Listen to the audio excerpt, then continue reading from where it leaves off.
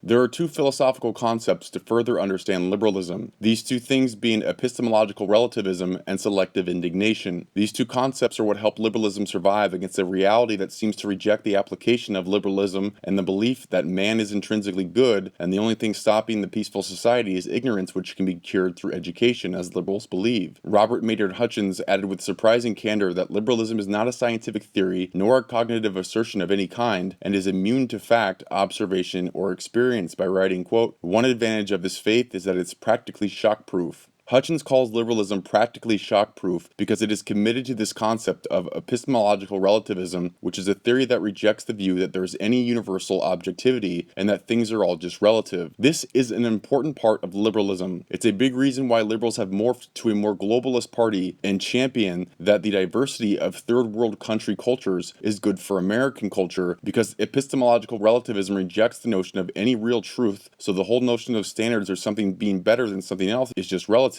So who are we to say what's good or bad or what's true or false? Everything is relative, but this epistemological relativist interpretation helps protect liberalism from things that could be considered absolutist, like facts. Multiculturalism is based on the equally sound philosophy of moral relativism, which holds that nothing is absolutely right or wrong, except that nothing is absolutely right or wrong. As Shakespeare put it, there is nothing either good or bad, but thinking makes it so. Actually, Shakespeare gave those words to Hamlet, who was pretending to be insane when he said them, which is to imply that moral relativism isn't just crazy, it's fake crazy, because no one's really crazy enough to believe it.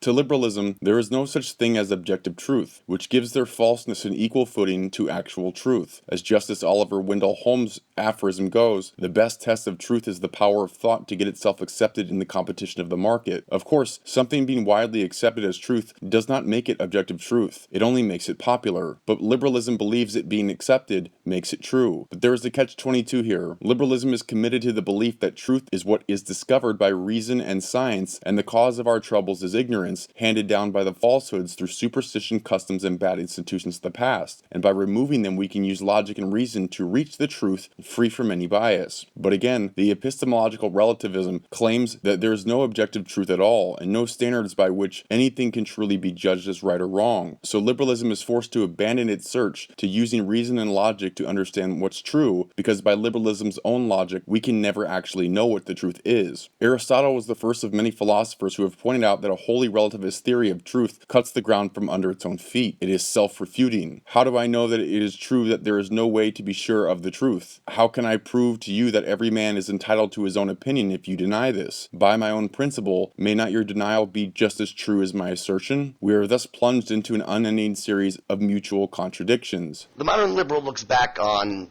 give me a number here, 50,000 years, 100,000 years of human civilization, and knows only one thing for sure: that none of the ideas that mankind has come up with, none of the religions, none of the philosophies, none of the ideologies, none of the forms of government, none have succeeded in creating a world devoid of war, poverty, crime, and injustice. So they're convinced that since all of these ideas of man have proved to be wrong, the real cause of war, poverty, crime, and injustice must be found, can only be found in the attempt to be right. See, if nobody ever thought they were right, what would we disagree about? If we didn't disagree, surely we wouldn't fight. If we didn't fight, of course, we wouldn't go to war. Without war, there'd be no poverty. Without poverty, there'd be no crime. Without crime, there'd be no injustice. It's a utopian vision. And all that's required to usher in this utopia is the rejection of all fact, reason, evidence, logic, truth, morality, and decency. All of the tools that you and I use in our attempts to be better people, to make the world more right, by trying to be right, by siding with right, by recognizing what is right and moving towards it. The best way to eliminate rational thought, the best way to eliminate the attempt to be right, is to work always to prove that right isn't right, and to prove that wrong isn't wrong. But what you're left with is people who quite literally cannot differentiate between good and evil, right and wrong, better and worse. What's important to understand about Islamophobia is that though it is technically Islamophobia, a religious discourse, it has become racialized over the course of the past 10 or so years. Sam Brownback of Kansas, he signed legislation into law on May 25th of 2012 that would outlaw any foreign legal code from being implemented in courts, state courts. What he was really targeting implicitly was Sharia law. It's a set of social and political and economic guidelines for how Muslims should live their lives. There is nothing inherently violent nor inherently anti-American about it. There is nothing inherently violent nor inherently anti-American about it. The problem with Sharia, it's not necessarily enforced by government. It can be enforced by anybody on the street. By men? By men. There are murders allowed under Sharia. Murdering an apostate is one of them. Anybody on the street. You mean apostate meaning somebody who believed in Islam and then converts to Christianity? Or an adulterous woman. Yeah.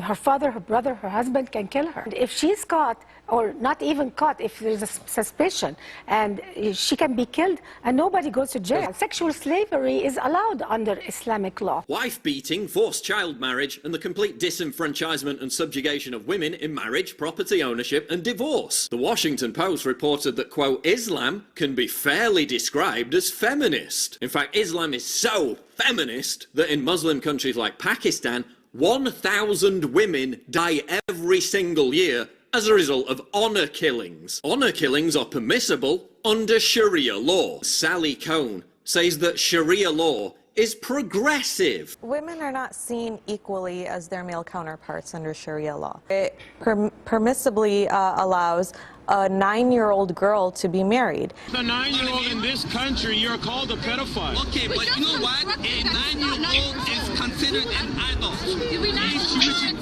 9-year-old girls are sent off to be married. Little children are... Yes, child marriage is a huge problem. And I think that the Islamophobia in the decision to outlaw Sharia law is made even more obvious when one considers the immense role that Christianity plays in the American court system today. Indiscriminateness of thought invariably leads the modern liberal, inevitably leads them to side with evil over good, wrong over right, because our melting pot melted out some of the failed behaviors, taking the best and burning aside or leaving aside the rest. Well, that makes it rare. That makes the bad behaviors rare in our society. So to be diverse, you have to promote that which is rare. Common sense and conventional wisdom are both rejected for no other reason that they're common and conventional. So quite literally, you find again the modern liberal championing always that which is the worst. Epistemological relativism is not subject to facts. There is nothing that can disprove it. No facts, stats, evidence, or observations can disprove this ideological belief, because no experiment could disprove an ideological belief, since an ideologue will reject any argument or experiment as constituting proof. This type of thinking can survive in liberalism because liberalism accepts and prefers abstract reasoning over practical experience. But this theory of epistemological relativism is not even a theory that can be put to the test, especially not test itself. The concept of objective truth is only the rationalization of subjective feelings, but by hiding behind epistemological relativism is the opposite of proving truth, to which liberalism has claimed to be trying to do through reason and logic. Actually, what liberalism is trying to do is to avoid being proven wrong. If truth cannot be proven, then by their own rationale they are going on a wild goose chase to which there is no destination that can be reached. It is also considered racist to demand that immigrants should assimilate. Like, for instance, the greeting quarrel, an incident where a radical Muslim was supposed to work an internship at the integration unit, but when he showed up he refused to shake hands with his boss because she's a woman. Apparently his religion forbids it. She informed him that he had to be able to shake hands with everyone when working there, because it's customary as a greeting. But he got offended and reported her to the discrimination board. Before his case was even tried, the town politicians paid him 30,000 Swedish crowns to settle the case and drop the charges. Apparently it's discrimination to not allow an immigrant to discriminate against women. And as I'm sure you can guess, the feminists were nowhere to be found when this happened. Funny how the people who love screaming about everyday subtle sexism are nowhere to be seen when it comes to the most blatant sexism. But hey, that's cultural relativism for ya. One of the big canards of modern liberalism is this notion of diversity, as if diversity is a virtue. Diversity is not a virtue. Diversity is meaningless. Diversity just means different. Without the critical and moral judgment to say, yes, it's different and good, you are not only not supporting good, but quite literally in a good society, you are invariably supporting evil, failed, and wrong.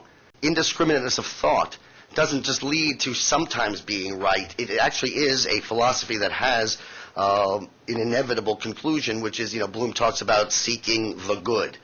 And that's what we try to do. Doesn't mean we're always right, doesn't mean we always get there, doesn't mean we don't stumble along the way. But without a recognition of good, then how do you progress towards good? Which puts the lie to the concept that modern liberalism is progressive in any fashion. If they have nothing to progress towards, if there is no good, then they are forcing every single generation to not only reinvent the wheel, but to fight every battle we've ever fought to get to this great nation, this great time that we're in. This George Orwell-type doublethink that accepts two mutually contradicting beliefs as correct is one of two things: insanity or evil. It certainly opens opportunities for evil in every direction, because epistemological relativism may rule two opposing beliefs to be correct in the theoretical sense. It also relates closely with cultural relativism, which rules both good and bad behavior as acceptable depending on the culture. Some tribes in India used to burn the widow of a dead man alive. In Islam, raping boys in the practice of bachi-bazi could also be ruled as good, since epistemological relativism and cultural relativism rejects the notion of standards, and so there can be no unanimous standard of what is good and what is bad. All of this is acceptable under this relativism umbrella, and according to liberalism's belief, the dictatorship of North Korea cannot be proven as not a good type of government, because who's to say that they're wrong and we're right? There is no objective truth. Who are we to say that our culture is better than theirs? Now, maybe we can't prove ideals, values, and attitudes to be true or false in the same way that we can prove cognitive assertions to be true or false, but we can try to understand them and estimate the consequences of them, and correlate them in a way that humans live and would understand, and then judge their effectiveness and whether it should be weighed as acceptable behavior or not. A man might choose to be an alcoholic. We cannot prove whether this is good or bad according to the epistemological relativism approach, but we can look at the consequences of that lifestyle and see what results from this plan, and when we do, we see that it will have a negative side effect in terms of health, job, family, and so on. Typically, this is enough to determine whether being an alcoholic is acceptable or not, and by this method, most have come to believe that it is a bad idea to be an alcoholic, and it should not be encouraged or accepted. But to the liberal lifeline of epistemological relativism, we would be told that we cannot say for sure if this is good or bad, despite the probable consequences of the behavior. But even so, liberalism is fully committed to this relativism approach, and the belief that there is no such thing as objective truth, and even if there was, it isn't possible for us to know for sure that we're even getting any closer to it. But this paradox doesn't bother liberals so much. While liberalism's philosophy can often be contradictory and inconsistent, these inconsistencies are not only present in the realm of abstract reasoning, but also in its practice in the real world. In essence, both in its theoretical philosophies